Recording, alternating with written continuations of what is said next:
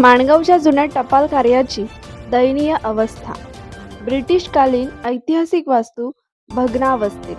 नवीन टपाल इमारतीची प्रतीक्षा अखेर कधी संपणार? माणगाव शहराच्या इतिहासाची साक्ष देणारे आणि एकेकाळी परिसराच्या दळणवळणाचा कणा असलेले जुने टपाल कार्यालय आज अक्षरशः मृतप्राय अवस्थेत पडून आहे. ब्रिटिशकालीन वारसा लाभलेली ही वास्तू आज शासनाच्या अनावस्थेमुळे आणि लोकप्रतिनिधींच्या दुर्लक्षामुळे भग्न अवस्थेत रूपांतरित झाली आहे. भीती कोसळलेला, छप्पर उडालेले, सर्वत्र झाडे झुडपे आणि वेलींनी वेढलेली ही इमारत पाहून कोणत्याही संवेदनशील नागरिकाचे मन हेलावून जाईल अशी स्थिती सध्या येथे आहे. विशेष म्हणजे माणगावचे टपाल कार्यालय तब्बल 50 वर्षापासून भाड्याच्या इमारतीत सुरू आहे. वेळेत स्वतःची इमारत उभी न राहिल्याने आजवर लाखो रुपये शासनाला भाड्यापोटी मोजावे लागले आहेत. हा पैसा जर वेळेवर इमारत उभारणीसाठी वापरला असता तर आज माणगावला सुसज्ज आणि आधुनिक टपाल कार्यालय उपलब्ध झाले असते, असा सवाल आता उपस्थित होत आहे.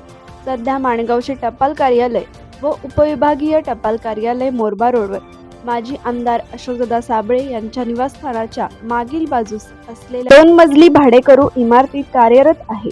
या इमारतीसाठी दरमहा सुमारे 33,000 रुपये भाडे दिले जाते. येथून माणगावसह तळा, पाली, म्हसळा आणि श्रीवर्धन या तालुक्यांतील टपाल कार्यालयांचे कामकाज पाहिले जाते. एवढ्या मोठ्या विभागाचा कारभार भाड्याच्या इमारतीतून चालवावा लागेल ही बाबत शासनाच्या नियोजन शून्यतेचे द्योतक आहे.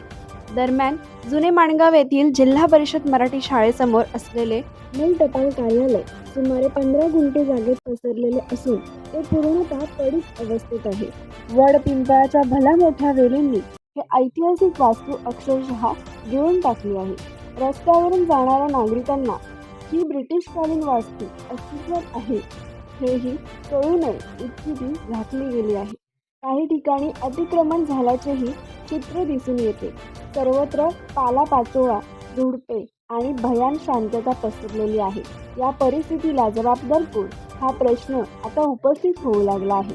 शासकीय अधिकाऱ्यांची अनास्था आणि लोकप्रतिनिधींचे अक्षम्य दुर्लक्ष यामुळे माणगावचा हा ऐतिहासिक वारसा नष्ट होण्याच्या मार्गावर आहे. उल्लेखनीय बाब म्हणजे सुमारे 8 वर्षापूर्वी येथील तत्कालीन पोस्टमास्तर स्वर्गीय बनेश जोशी यांनी या जागेवर नवीन टपाल कार्यालय इमारत उभारण्यासाठी आवश्यक कागदपत्रे मुंबई व दिल्ली येथील मुख्य कार्यालयांना पाठवली होती.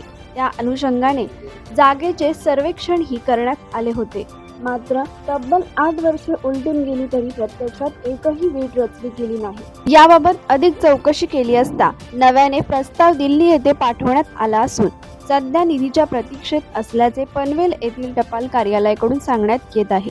मात्र केवळ प्रस्ताव आणि कागदोपत्री हालचालींमध्ये किती वर्षे घालवायची असा सवाल आता माणगावकर नागरिक उपस्थित करत आहेत.